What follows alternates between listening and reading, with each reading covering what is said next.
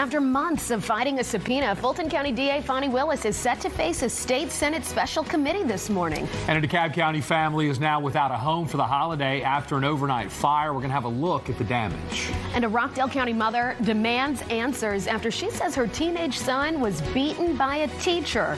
What the school district has to say about it.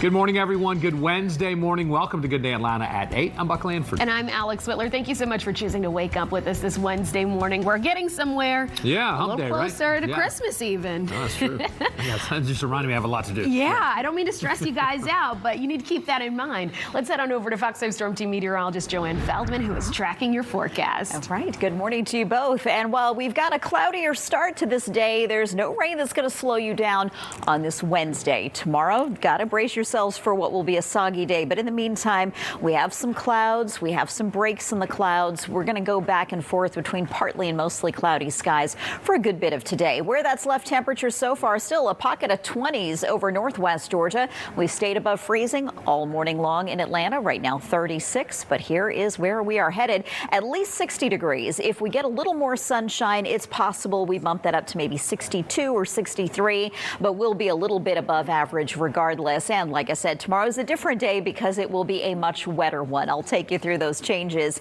in your hour-by-hour forecast in a few minutes. Natalie? Joanne, thank you. We are taking a look at a crash that we've got this morning in Bartow County. This is on 75 southbound right past Emerson Allatoona Road.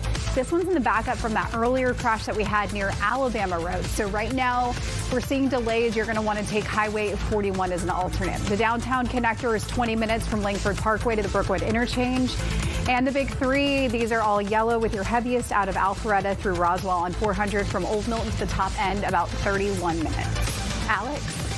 Thank you. It's 8:02 now, and an overnight fire in DeKalb County leaves a family without a home just a week before Christmas. The flames sparked around midnight at the home on Flakes Mill Road. Many of you know that's in the Ellenwood community. Thankfully, no one was hurt, but firefighters did tend to a pet that was in the house. Crews are still investigating what caused that fire, but they tell us it appears the flames started in the basement and then spread up to the attic. After more than a year of legal wrangling, Fulton County District Attorney Fani Willis will testify today before a state Senate committee.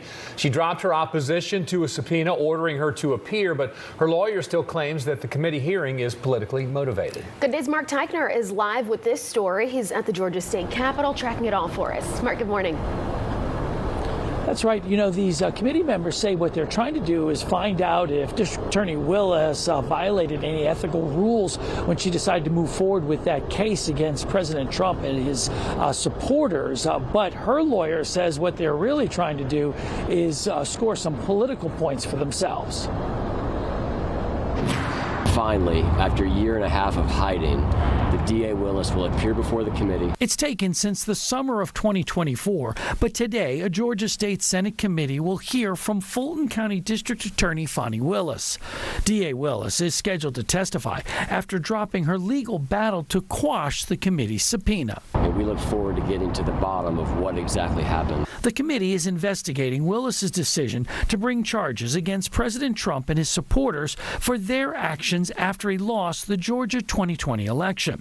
They want to know if her now over romantic relationship with former Deputy Prosecutor Nathan Wade played any role in her decision to move forward with the case. Our review of this from the very beginning is to ensure that we were able to investigate the allegations and that we could adjust state law if necessary. First Wade and then Willis were forced off the case, which was dropped last month. If they disqualify every member of the General Assembly that has a romantic relationship with a secretary or a lobbyist, you're not going to be able to have a quorum. Willis's lawyer, former Governor Roy Barnes, says the committee hearing is really just about scoring political points. Got 3 people on this committee running for statewide office, and they're putting out fundraising says we're going to go after Fani Willis and you need to send me $100. That hearing scheduled to begin at 10 o'clock. Fox 5 will be there, and we'll let you know what the district attorney has to say later on in the day. Reporting live from the state capitol in downtown, I'm Mark Teichner for Good Day Atlanta. All right, Mark, thank you for the latest from there. Now, outgoing South Fulton Mayor Khalid Kamau is headed to trial on trespassing and burglary charges. He was scheduled for a final plea hearing yesterday morning on charges related to his 2023 trespassing arrest, but he showed up an hour and a half late, angering the judge who threatened to issue an arrest warrant. In the end, he rejected a plea deal that prosecutors offered. The trial is set for February 17th, about a month after the new South Fulton mayor will be sworn in. Well, sad news to report this morning. Former Georgia and Georgia Tech assistant coach Richard Bell has passed away. The longtime college coach died over the weekend in Woodstock at 88 years old. Bell is known for his 5 seasons as defensive coordinator for the Bulldogs from 1989 to 1993. He played a key role in recruiting then defensive back and now head coach Kirby Smart.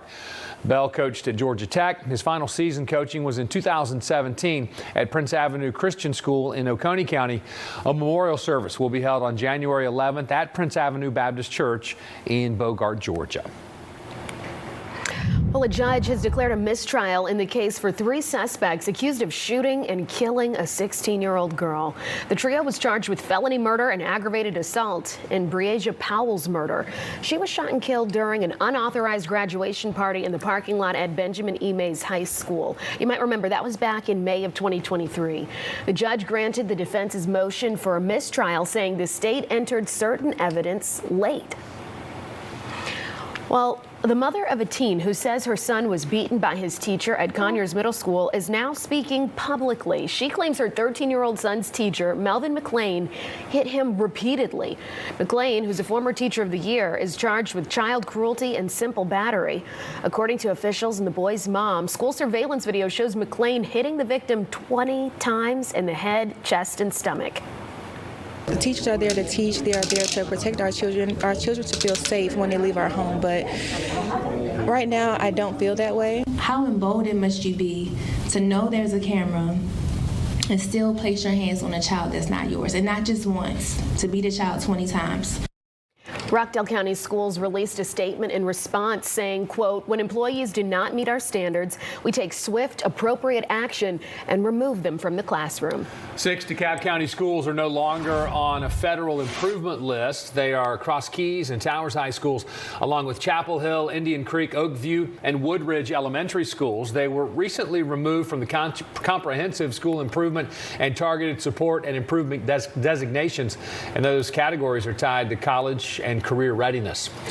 Changes are coming to Atlantic Station and have people who live around there taking to the streets. Last night, residents rallied at the Atlantic Station Publix against its closure at the end of the month after 20 years. The DSW and Banana Republic have also announced that they'll be closing their doors, but the president of the Atlantic Station Civic Association says the Publix closing will hit the hardest.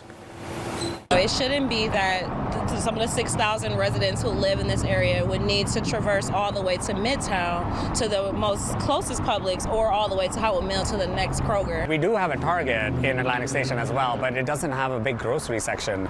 And especially for elderly folks, people on wheelchairs, for people that don't have cars, this used to be our go-to walkable, accessible like grocery store.